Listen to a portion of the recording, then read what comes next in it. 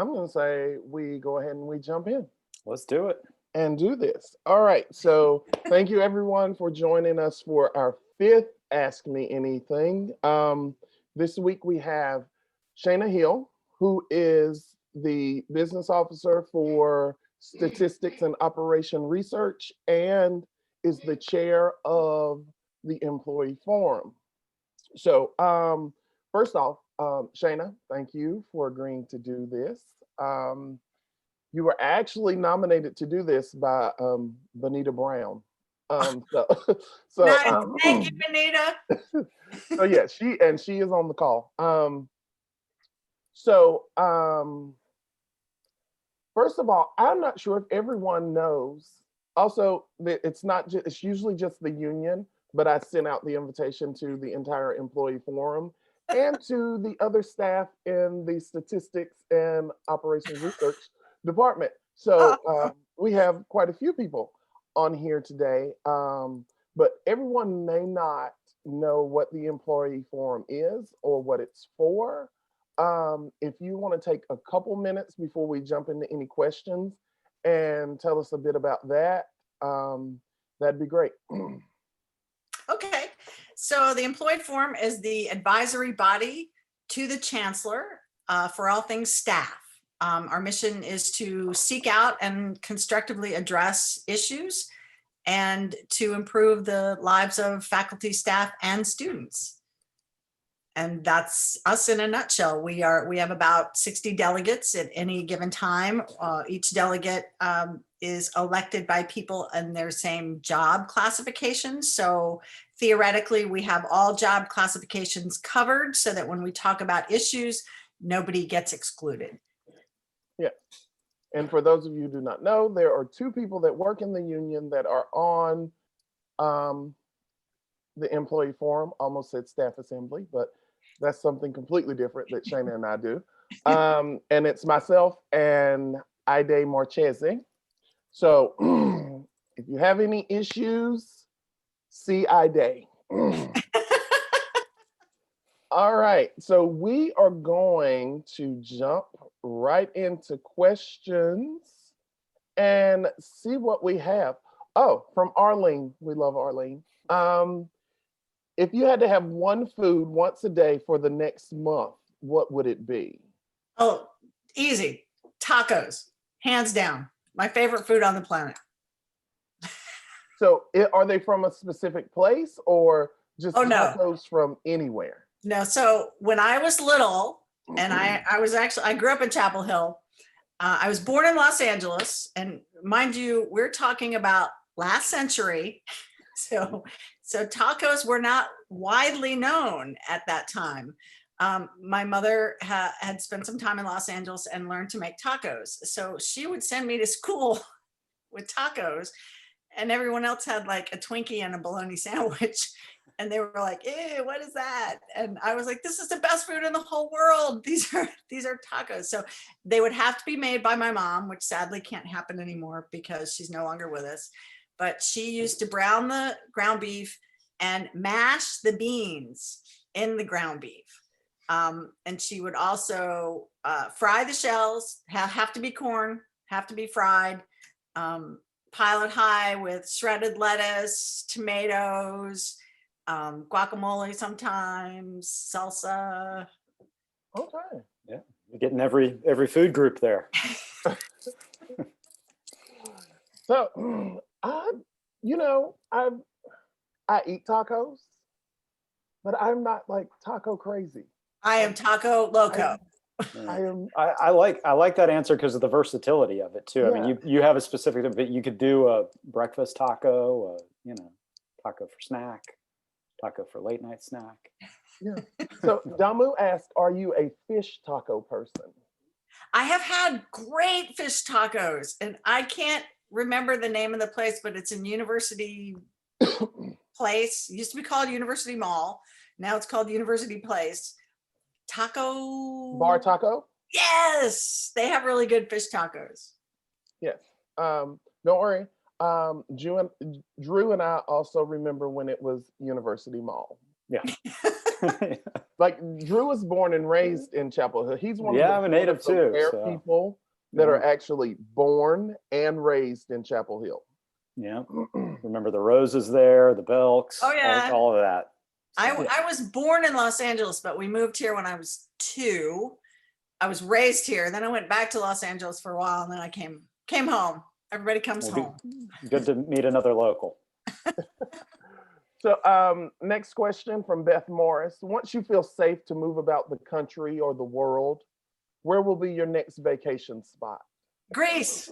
Greece. It's on my bucket list. I want to go to Greece. It just seems exotic and warm and romantic, and I don't know, Greece.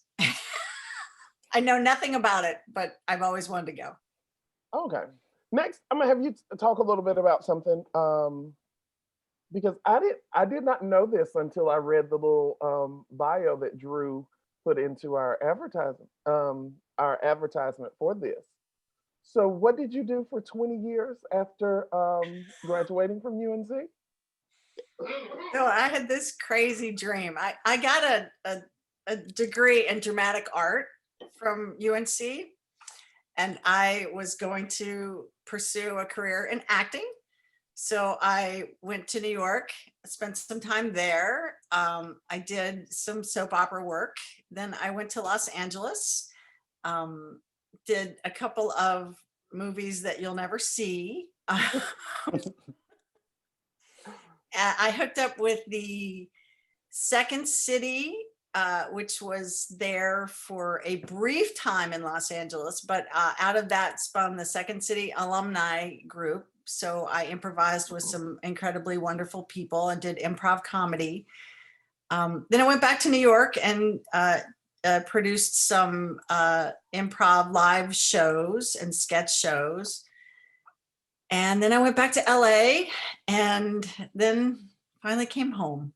Okay. Okay. So, what were some of the big projects you worked on in those 20 years? What were some of the biggest? You say they're movies we'll never see. If you give us the name, I'm sure we'll find them. I don't know if I want to give you the names. Okay, so I was, let's see. I was on Falcon Crest, for those of you who are old enough to remember that Yes. show. I was the nanny who misplaced the babies. I was, let's see, I was on Ryan's Hope. I was on a show called Loving, where I got, I broke up a fight with doctors duking it out. It was so dramatic. It was so soap opera-y. I remember when it aired, I taped it because that was during the days of videotape. And my friends and I played it over and over and over again, laughing at it, and then played it in slow motion.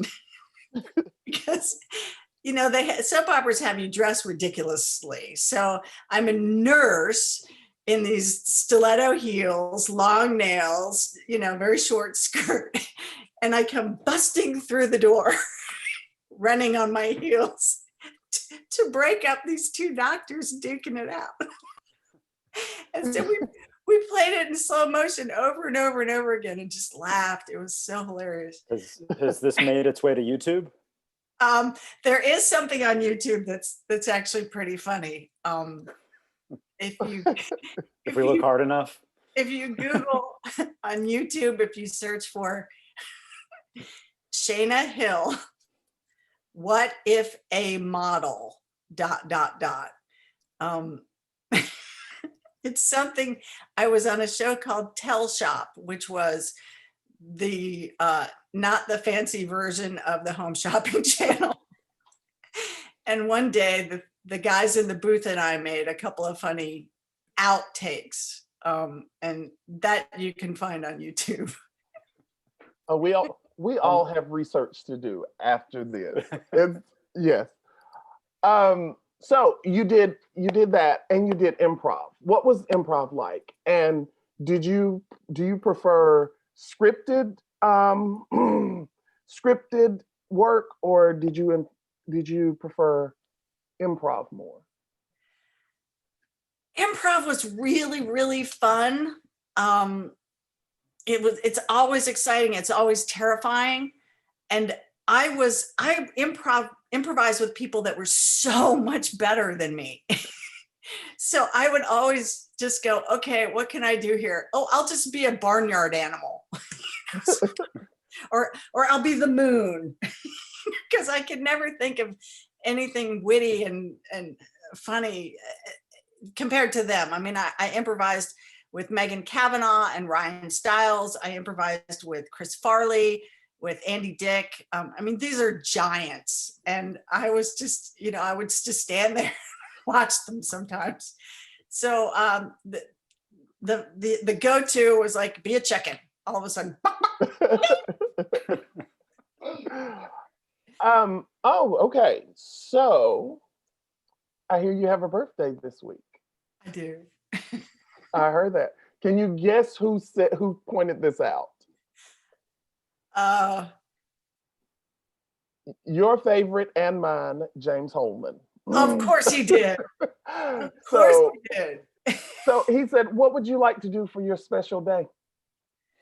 What would I like to do for my special day? Oh my gosh. I would like to be able to go out and throw a huge party and see all my friends and, go outside. I can't do any of those things, sadly. I will tell you one of my funnest birthdays. Absolutely. So I was in a long distance relationship with a cameraman, and he was still living in New York, and I had moved to LA, and he offered to fly me back to New York for my birthday. And there was just going to be this big party. And it was at a studio in Soho where they shot, I can't remember. They shot some big television show. Anyway, I went to the hairdresser and I was opining that I didn't have a costume for this big party. And he said, girl, go in your birthday suit. It's your birthday. So I went down to Capezio and I bought a flesh-colored unitard and I made a birthday suit. And it was awesome. It was so fun. I rode the subway in my birthday suit. I went to the party in my birthday suit. And they actually had this big roller rink at the party. So they gave out roller skates. And every time I came around this one corner, they would go, it's the naked lady. That is awesome. All right. So Sarah Levine asked, what book are you currently reading and what book do you always recommend to others? So I'm not currently reading it because I just finished it. I just finished White Fragility, and somebody had suggested that I read it. And in this time of, where unity and understanding and conversation and reaching across to each other is so needed. I actually, and I'll give you my honest response. Somebody recommended that I read it and I got mad. I'm like, I don't need to read this. I did all the things the book said not to do. And I'm super glad I read it. It made me understand that I am attached to my own brokenness in ways that I don't hear other people. It made me understand what I need to do to try to get beyond where the country is now. I'm an introspective person anyway. And so it was just what I needed to take a moment because being the chair of the forum right now is so hard. I mean, I think everyone is having a hard time. These are hard times. And the only way to get through it is to start with me, to heal me so that I can begin to be whole in spaces where I can hear other people. And that was the takeaway for me. So that's the first part of your question. What book was I reading or just read? And what would I always recommend? Yeah, like what is your go-to recommendation for a book? My go-to recommendation. Wow, what a question. Oh,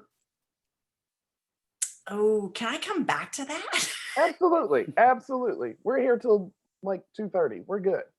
But in that you mentioned the forum, so I'm going to circle back to that. There is a question about the forum, but you talked about how difficult it is chairing the forum right now. But earlier this week, and I know how hard you work because I see it, but you're always willing to take on more. Just like earlier this week, you were running for chair of staff assembly. For those who don't know, staff assembly is basically the employee forum, but on the scale of the entire university system with all 17 schools represented. And your representatives for that are Shayna Hill and myself and James Holman. So, so you're continually taking on more, which I love and appreciate. But Shayna, and also, and also, you serve on if if there's a if there is a search committee above a certain level, you're on that. You were on the one for the chancellor. You've been on a few more. You're on the community advisory committee that's looking at how we're going to re-enter the next semester. Where do you find the time? Is the question. Where do you find the time? So, for me, my mother was all about service and advocating for other people. That's who she was. That was her bottom line. She had stage 4 lung cancer, which took her out. Ended up killing her, and she was still on the patient and faculty advisory council for the cancer center, up until when she died. I think it's genetic. And so there's that piece of it. There's also part of me and some part of my brokenness that I try to fix things. I can't sit back and watch something unfold and not try to lend a hand, help out, or in some way try to be part of the process of getting to a better place. And I also think, when called to service, I have a hard time saying no. Yeah. So yeah, I am very busy, but it is stuff that fills my soul. And I think without it, I would feel devoid in ways that would be devastating. All right. And so Benita Brown, who we mentioned earlier, who, was on the employee forum for many years, is the one who recommended me to Katie to be on the employee forum. So all things circle back to Benita at this point right now. So Always. So she asked, which is most important to the employee forum, mission, core value, or vision? And then she asked, what is the biggest challenge the forum is facing today? And I promise you, all questions are not going to be about the forum, although okay. I know you could talk about the forum all day. Mission, vision, or core values. So I can answer that from a Shayna perspective, because I think everybody has to find their own space there. I think Charles may give you a different answer than Jackie Overton would give you, and I may give you a different answer than either one of them would give you. And I mentioned Jackie because I was honored. I had the opportunity to speak to her a week before she died, and I asked her for some advice about how to be in this role. And a couple things she said to me. One was, don't ever have a Shayna agenda. Walk into spaces and be open. Decide what you will and you won't do, and stick to that. And the last piece was stand in your truth. And that resonated with me, and it stuck with me the whole time I've been on the forum, first as the treasurer and then as the chair. And when I went to at the then time boss, Dr. Lauren Patton, and asked her if she would support my run for the chair, I fully expected her to say, well, will your duty suffer? And, you know, how will this affect your job? And she didn't. She said, what will be your platform? And that has always stuck with me. And my response to her at the time, and my response remains today, I will always lead with my heart. So for me, it's about core value.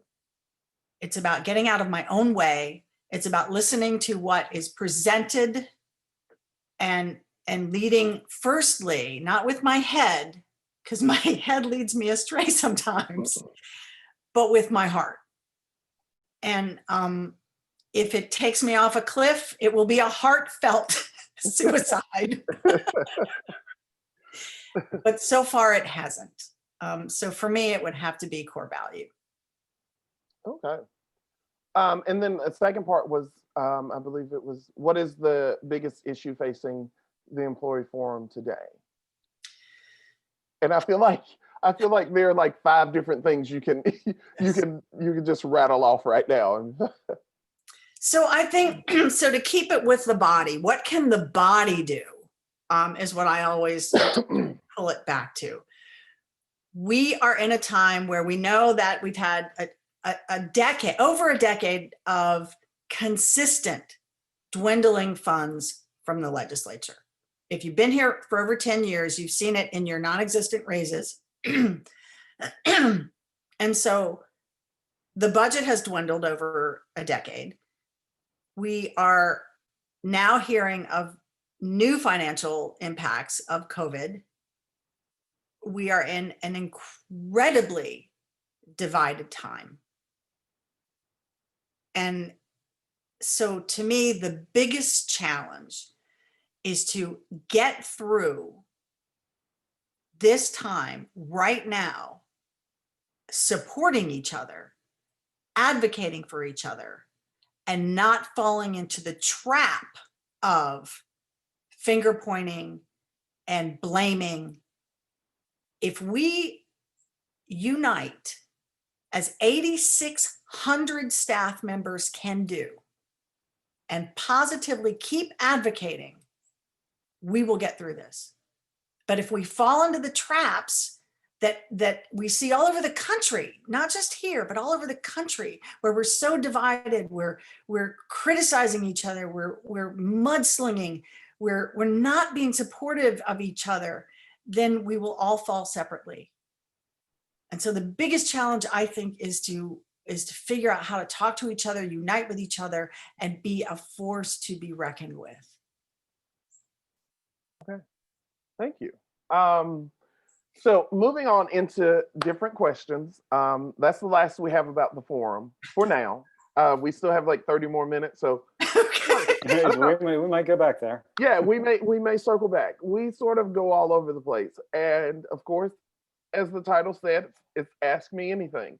But nowhere in the title does it say answer everything. So you don't have, if there's an answer, you can pass on answering the question. That is perfectly fine. Okay. So growing up in Chapel Hill, we are a big sports town. Are you a sports fan? Ooh, okay. The sport I followed when I was a kid was gymnastics. Nadia Comaneci, I thought was amazing. I wanted to be her. I wanted, you know, to be able to do all those amazing things with my body. Sadly, my body's not built that way. And there wasn't a professional training process in Chapel Hill, North Carolina that I was aware of and or could afford. So that was the sport that I generally followed. I'm not great at team sports. My mother, there's something called rainbow soccer here. It's a team organization, and my mother threw me into rainbow soccer thinking it would help me develop my team sports skills. And I sat on the sidelines just terrified the whole season until finally the coach just threw me in the last game, said, "Get in there, Shayna, get in there." So I'm standing in the middle and the ball just like rolls to my feet. And I just sort of stood there, and somebody from the other team ran up to me and went, "Ah!" and I jumped and they stole the ball and made a goal.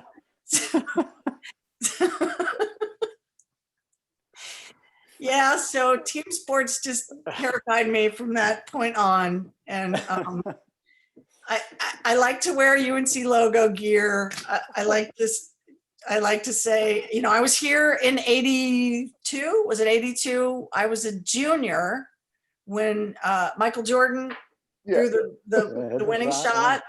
So that was cool. I went on Franklin Street and, you know, I don't remember half of what happened because I was young and dumb. But I enjoyed the fact that there's a lot of opportunity to get behind a team here. Okay. Okay. If there is ever a reason to not play team sport, I'm going to say that is the best one. That's the best one. So there's a question. Do you still act, write, or direct? Oh, wow. Okay, so I recently acted in the employee forum Get Out the Vote video. I saw that one. It was which I also wrote, directed by Kevin Robinson. And we won 6 social media awards for that. We won 3 Hermes and 3 Tellys. And 1 was for internal communication. So I guess you could say I'm still an award-winning writer.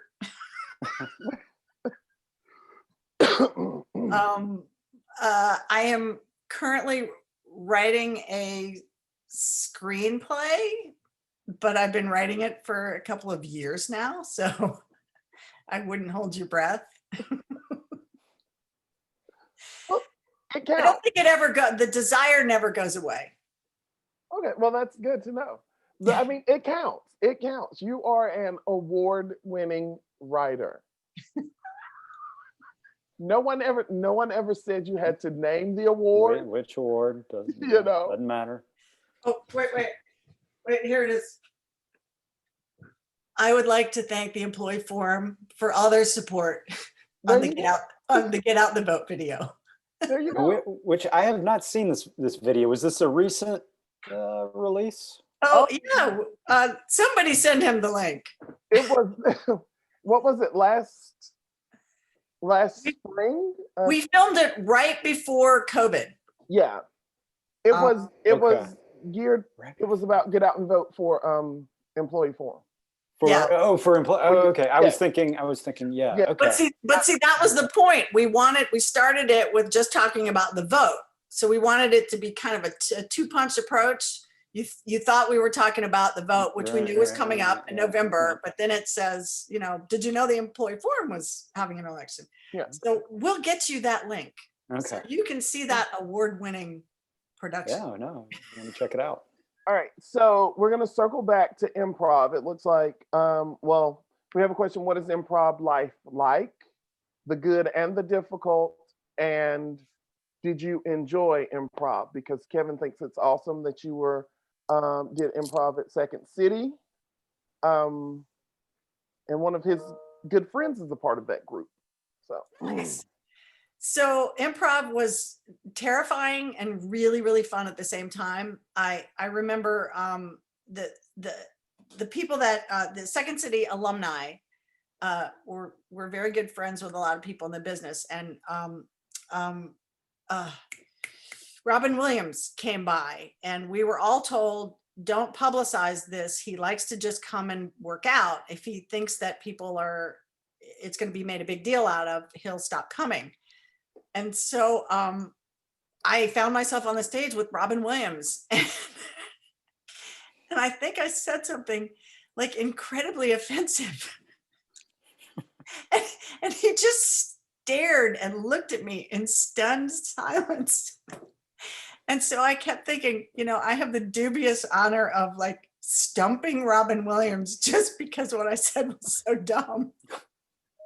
Did you go to your chicken routine at that point? Or? No, I think we commonly spoofed things that were in the news, or that's how we drew information. So some woman had been arrested, she was the trusted babysitter in this community. And they found that she was literally taking the children and putting their heads in the gas oven to get them sleepy.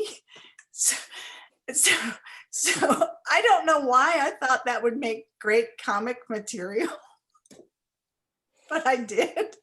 So I played that woman.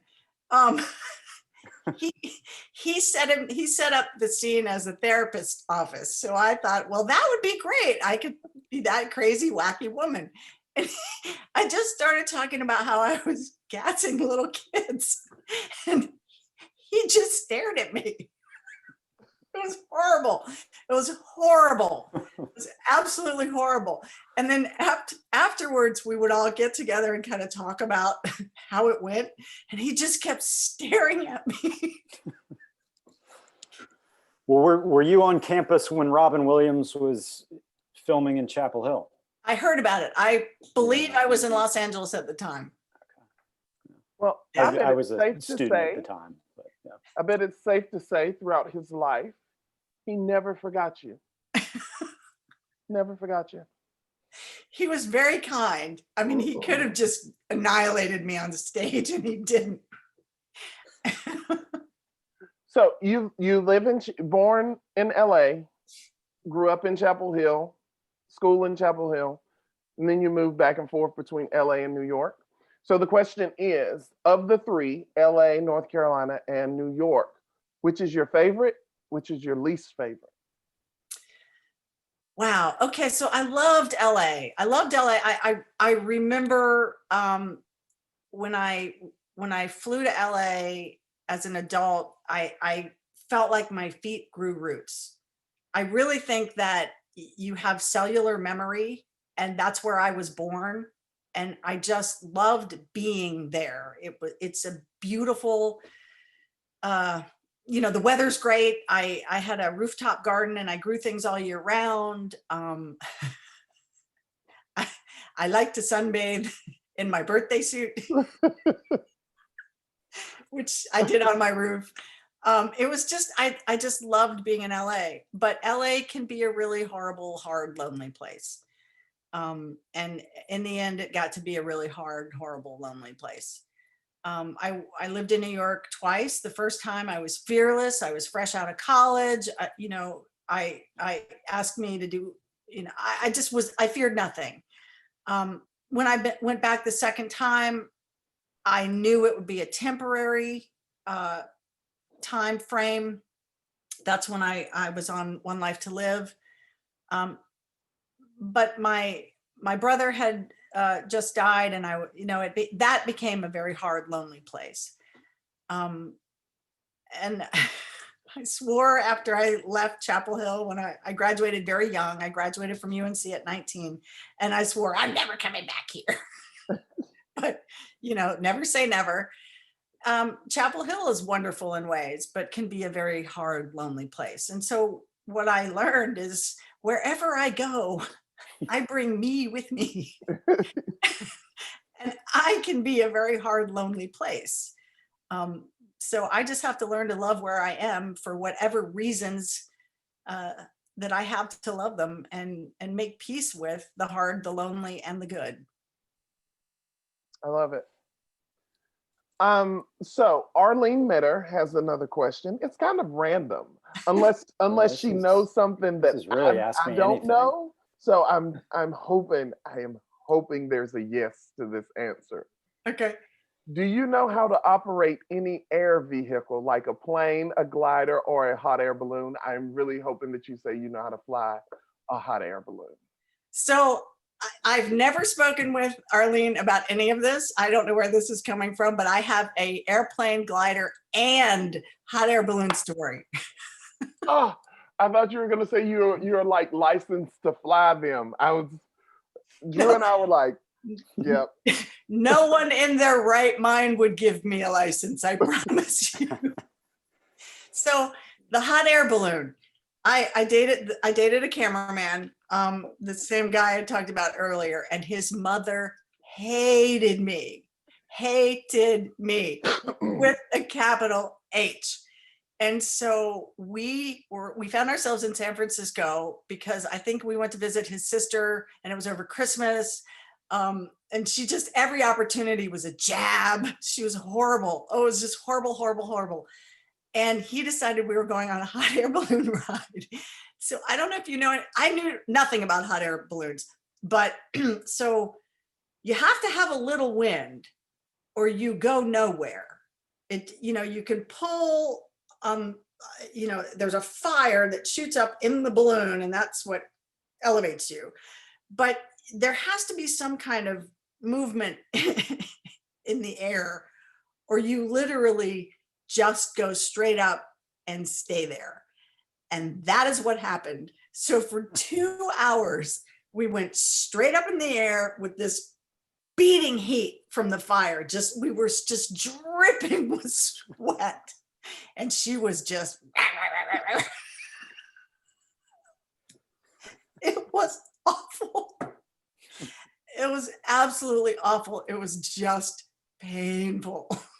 So that was my hot air balloon story. I worked with a guy on Second City Alumni who had an airplane. It was a 2-seater and he took me on an air adventure.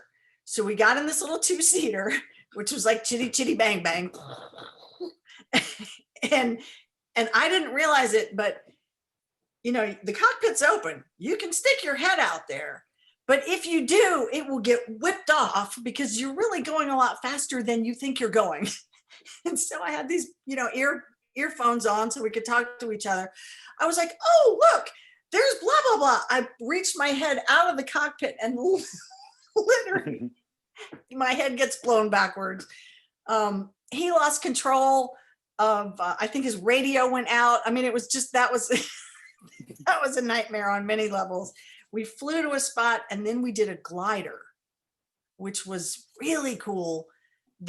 You're in this no motor craft. You have this line and you're hooked to an airplane and they take off and then you're in the air and then you pull the release and you're just gliding. And it's so silent. It's so cool. It is the coolest ever. It's just silent and peaceful. And it was just amazing. But those are my airborne stories, but I can't operate any of them. I was only a passenger. But now the next question is, you and I have to figure out where Arlene is getting all this information to ask that question. I have no clue. Yeah, that was planted. I've never told those stories in anyone's presence on the employee forum. As a matter of fact, I have no clue where she got that. I don't know. I think I have pictures too. I can prove that I was at least on the glider 2-seater trip. The hot air balloon, I never want to think about again. See, we need to find you a hot air balloon and we just change your hot air balloon memory to make it a better. Yeah, I think it can be better. Yeah, we were supposed to kind of, go over the wine country and see all the beautiful vineyards, and that just was not what happened. And plus, he decided to bring his mother. So, Amber asks, given the opportunity, would you ever consider running for public office? Wow. So what I've learned about myself during this time is I'm really fragile. I don't take criticism well. It's hard for me because I am so introspective, and as much as I feel called to to continually serve, I think the environment is really brutal right now. Like, some people can look at vicious social media posts about them and laugh, like mean tweets, when people can laugh at that I find really, really hard. And I would have to figure out a way to, to get beyond that. because it's a vicious culture right now. And I don't operate that well under those circumstances. So I guess the long answer to that is I've thought about how I could serve in that capacity, but could I survive it is the question. Yeah. So, outside of work, what do you enjoy doing? And I'm going to add a little bit more to that. And what has been your COVID-19 stress relief routine? Wow. So, because I'm not quite sure that I've adequately relieved my stress. I don't really know what the answer to that is. I have, pardon me, I love to garden. So, I love to dig in the dirt. I love to watch things grow. I've planted lots of things during this time. I've mulched. That gives me some release. One thing that I learned from Charles Streeter early on when I took this role was build a support network. So I can't tell you how many times Charles and I are on the phone and I'm either laughing hysterically or crying. And I made a comment in a group text the other day, and he immediately called me and said, "That's not like you. What's going on?" So I think I've relied heavily on my support system. My husband is pretty amazing. So he's seen a lot of me breaking down. And I've also been very vulnerable in work situations where maybe it wasn't a great idea, but I did. What I think, what I started to see in staff was everybody has this brave face that they want people to think they're doing okay, and inside I think people are really having a hard time. And so I have a couple of committees that I work on that we're really honest with each other as we set about the work. And I've shared things that maybe they didn't want to hear. But, they've said things to me that made me try to look at things differently. And one of the things was recommending that I read the book White Fragility, and looking at my own fragileness and looking at my own brokenness and seeing how I am over identifying with that at times. So I guess support comes from a million different places. A lot of times it comes from places where you don't think it's coming from. But I'm trying to stay open and learn that support comes in many different shapes and sizes. And a lot of times it doesn't look like support when it first presents itself. All right, so we're going back to the writing and acting. I told you we go all over the place. Life is not linear. No, it's not. Neither is Ask Me Anything. So people would like to know, can you share a little bit what your screenplay is about? I guess I can. So I started thinking about the times that I found myself in. I was in Los Angeles during the riots that erupted after the Rodney King verdict. And I find myself in the role of the employee forum chair the year that Silent Sam is ripped down. And then that wasn't the biggest challenge of my role. I didn't realize it, but there was bigger challenges yet to come. And so I started, and several other things. My, the year that I turned 30, I got married and divorced in the same year. I turned 30. I had jury duty. The major earthquake took the Northridge earthquake took my my business office down and my home down at the same time. And it ended with my brother committing suicide. And so why am I in these spaces during these times started to resonate with me. And one really poignant moment that happened was I have a very dear friend who texted me one day and she said, "Did you see my posts?" And I said, "Yes, I did." She had posted the articles that were in the Tar Heel about a young man. I don't want to misquote, but I think his name was Johnny Cates, Hmm. who was killed in the pit. And I remember that as a child. I remember my mother talking about it. And I remember the trial where no one was held accountable for. I remember all of those things as a kid. And here is my friend who is telling me this was her cousin. And at the same time, I'm authoring and signing a resolution to take the rest of the statue down. And I asked her in the text, I said, "Am I to understand that this was family?" And she said, "Yes, it was."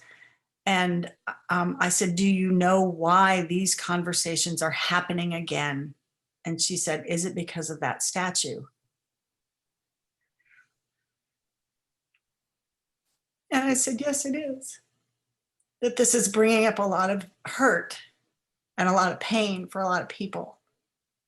And so these are moments that I think define me in ways that I can't ignore. Like, why am I in these times that are so hard? Why am I in these positions that are so difficult? What am I meant to learn from it? And what can I share about it? And so that's the basis of what the screenplay, I think, will try to address. And how, how do I and my friend move forward through this time? How do we help each other through the pain that this is causing, in ways that affect us personally, having been natives of Chapel Hill? Thank you for sharing that. Thank you. Next question. What is your favorite thing about your career? My career. Oh my gosh. Which career? We'll go with the one that you're currently in as a part of the university. I don't really see it as a career really, because I see it as kind of like, where does this journey take me next? Like, I didn't set out to say to myself, I'm going to take a leadership role in the employee forum. I didn't even know the employee forum. I didn't even know it existed. I didn't even know there was such a thing as advocacy. I didn't even know there was a difference between staff and faculty. But I just said yes. The basic premise of improv is yes and, because they say that once you say no, the action stops. So you accept the premise that's given you and you add to it, yes and. And so in this, what we are maybe calling a career, I'm yes anding everything. So I was nominated for the chair-elect of the staff assembly. It was a 4-year commitment. I was horrified that I don't know how to say no. And then I saw the other nominee and I immediately said, I'm going to say yes, and please vote for the other person. Which, let me point out to you, in the meeting, she actually did. Which she's going to be awesome. She is going to be great, but she's yes, and said person is also wonderful. So I have no problem whatsoever with you voting for her and her winning.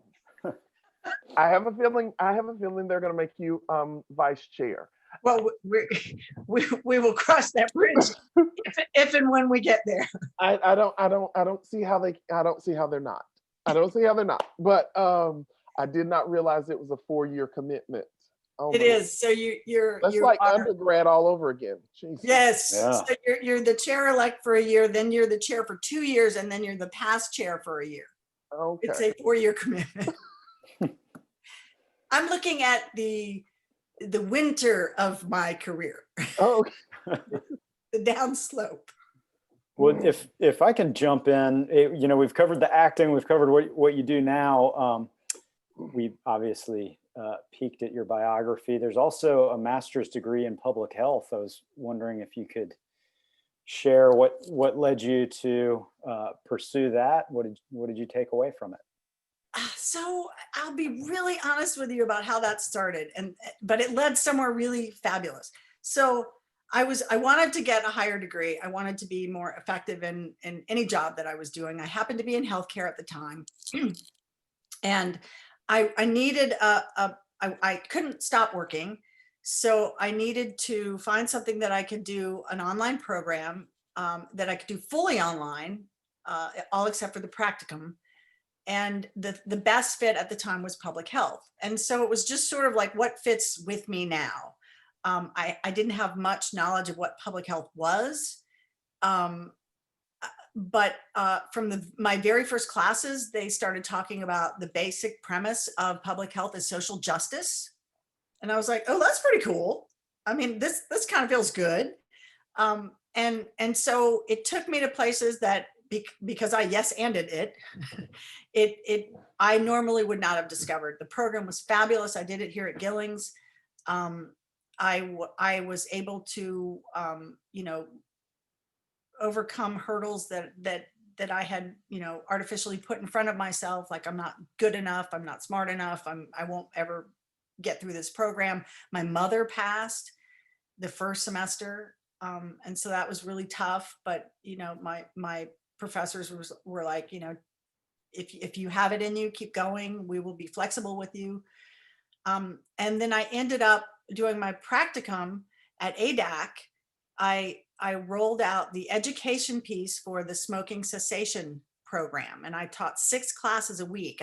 After work, I would drive to Butner and teach 2 classes 6 times a week. And this was the time when they were going tobaccoless. So this was in a rehab program, and they were telling the folks that were in the program, you can no longer smoke after July. And by the way, go to Shayna's class and she'll teach you how to do it. So no one came to my class. They were like, I'm not going to that class. But I started teach every night was a different part of the curriculum. I would add an improv game. And word got around that Shayna's class was fun. And so it became a really, really well-attended class. And we had a great time. I got through what I was obligated to get through in the curriculum, and I threaded it into an improv game that I thought worked well. And it was really fun. And, I think it was a creative way to use my art with public health. And so it turned out to be like the perfect capstone or practicum, if you will. It was really a nice experience. All right. So we're down to our last question that was submitted. Then I may have a couple more since we have like 6 minutes. And of course, it's from Benita Brown. Full circle. I'm telling you, all roads lead to Benita. And it says, we all know you ride a scooter around campus. Can or do you ride motorcycles as well? So my husband has a Harley. I will tell you, I'm just terrified that it's never, like, we have close calls on the Harley, but it's never his fault. It's always like a car pulling out in front of you, or somebody opening a door and you swerving. Or one time we hit I think it was a possum. So we were on this country road, and like the oncoming traffic had actually stopped to let this poor little possum come by. And he was just, and we were going so fast, you can't screech on the brakes on a motorcycle. And so I just was like, I held on tight, and he hit a possum. I was mortified, but we didn't go down. But it's stuff like that. It's like, I don't want to die on a motorcycle. That's not how I see this ending. So yes, we do ride. But I was also hit by a bus on my scooter right here on campus. So I probably shouldn't be doing either, really. Oh my goodness. Well, okay. So that has been all of our questions for Ask Me Anything. This is our 5th edition. Our next edition, and if you have any suggestions as to who would be a good panelist, let us know. Our next one is actually Dawn from the Ombuds office. So Excellent. I think she'll be great. Yes. You know, she's witty and she's a talker as well. So, so. Are you saying I'm a talker? Is that what you're saying? No, I'm saying I'm a talker and she's a talker, and between the two of us, Nice. we can easily fill up an hour's worth of time. We've this is, like I said, our fifth one. Becky Mangini, she was on. She did one. Nice. She's great. We got Bubba Cunningham to do one. Cool. Oh my God, I'm in stellar company here. Oh yeah, like you.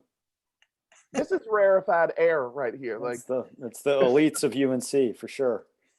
So Shayna, first of all, there are a couple of comments. Ida says that she loves you and you are the best, and she appreciates your leadership on the employee forum. And Benita says that she just loves Shayna and she has an awesome sense of humor with a sweet soul.